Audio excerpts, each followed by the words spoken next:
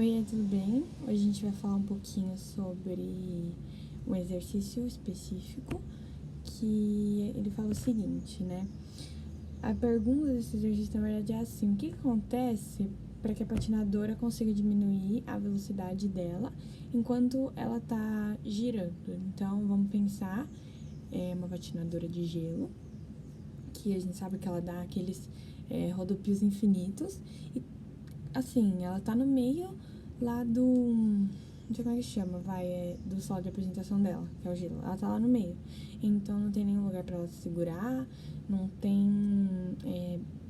tem muitas coisas assim envolvidas para que ela consiga fazer essa velocidade aumentar ou diminuir, né?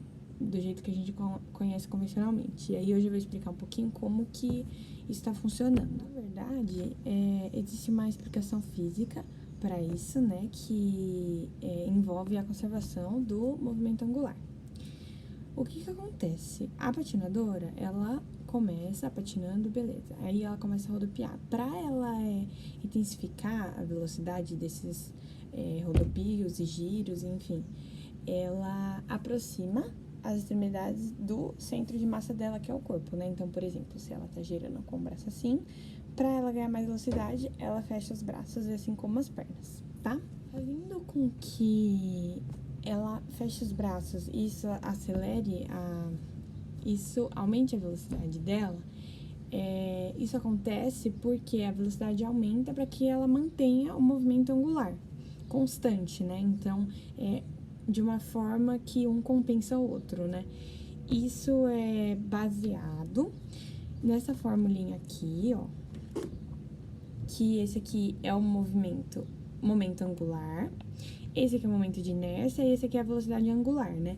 Então, se a velocidade angular aumenta, significa que o momento de inércia tem que diminuir para a gente manter o momento angular constante, que é o que acontece enquanto ela tá girando, tá? Então, essa aqui é a primeira fórmula pra gente conseguir definir bem o probleminha. Aí, vamos lá. Aí, a gente tá vendo aqui, né? A gente tem o momento angular, o momento de inércia e a velocidade angular, certo? Tá. A velocidade angular, ela é definida pela aceleração angular e pelo tempo. Então, a velocidade angular, ela depende da aceleração e do tempo para ter tipo assim, para ela aumentar ou diminuir. E para que ela aumente, no caso da patinadora, quando ela fecha os braços, faz-se necessário ter a aceleração angular. Aí, para ficar mais claro, eu escrevi também aqui outra fórmula.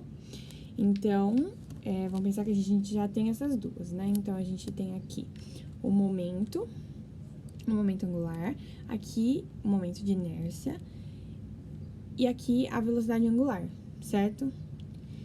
Como que a gente vai definir essa velocidade angular? Baseado na aceleração e no tempo, como eu disse. Então, para que a velocidade angular aumente, o tempo precisa diminuir, né? O tempo lá de rotação, ele diminui. E a aceleração, ela precisa existir, não necessariamente vai precisar aumentar, porque só de você ter uma aceleração, por exemplo, sei lá, 10, já quer dizer que aumenta a velocidade, entendeu? Porque se você tem aceleração, você influencia na velocidade. Dá pra entender? Porque, tipo, a velocidade, ela só altera conforme a aceleração. Então, se a gente tem aceleração, a gente já consegue alterar a velocidade e faz com que, quanto mais rápido, menos tempo você usa pra fazer uma rotação. Dá pra entender, né? Vejam só, a gente começou com essa fórmula, que tem o momento angular, o momento de inércia e a velocidade angular. Eu já defini a velocidade angular aqui pra vocês, pra ficar mais claro, né? Então, a gente tá indo por etapa pra gente entender esse problema inteiro, que ele é um pouco confuso, assim, você precisa ir definindo uma coisa de cada vez pra entender ele inteiro, tá? Então, aqui já foi a velocidade angular, agora a gente passa pra o momento de inércia, beleza? Vamos lá, ó. O momento de inércia, o que ele significa?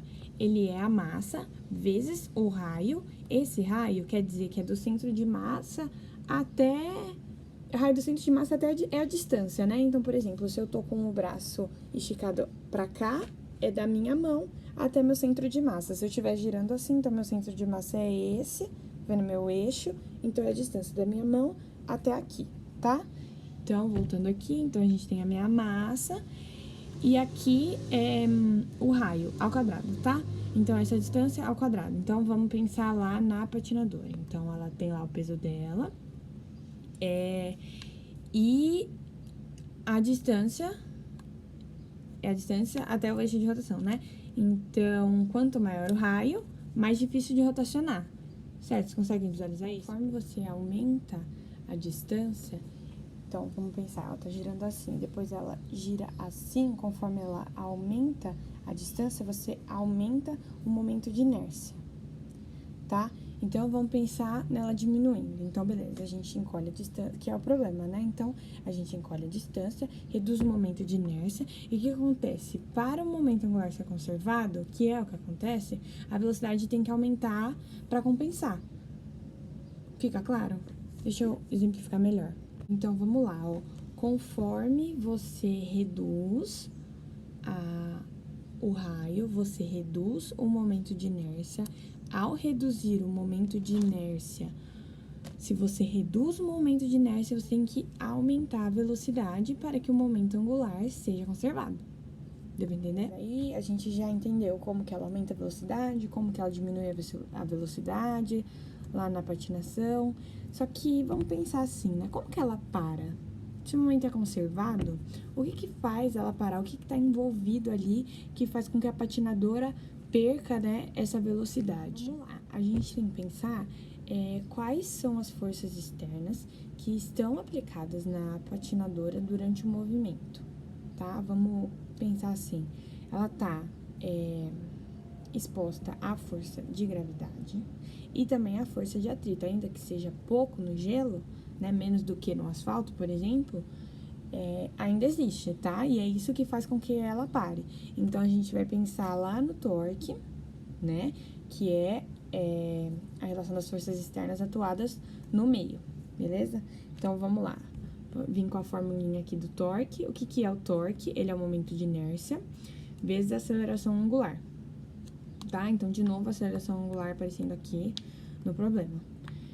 É o seguinte, quanto maior o torque, quanto maior essas forças externas, você aumenta a aceleração do sistema, certo? Quanto mais forças externas, maior tem que ser a sua aceleração. Beleza. Só que eu vou adotar, é uma escolha minha, eu vou adotar como positivo o sentido que a patinadora tá girando. Então, vamos analisar aqui as forças externas que tem, né? A gente tem a gravidade e o atrito, certo?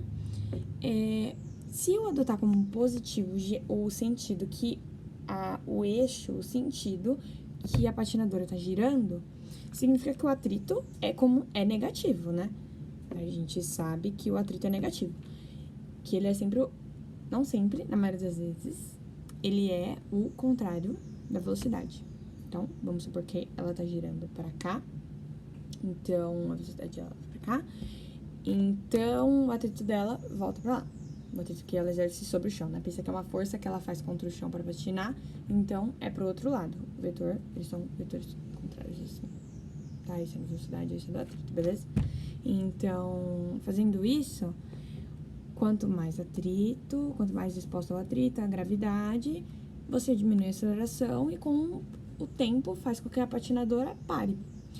Isso acontece porque não é um sistema perfeito, né? Tem o atrito e isso faz com que a patinadora não gire para sempre. Beleza?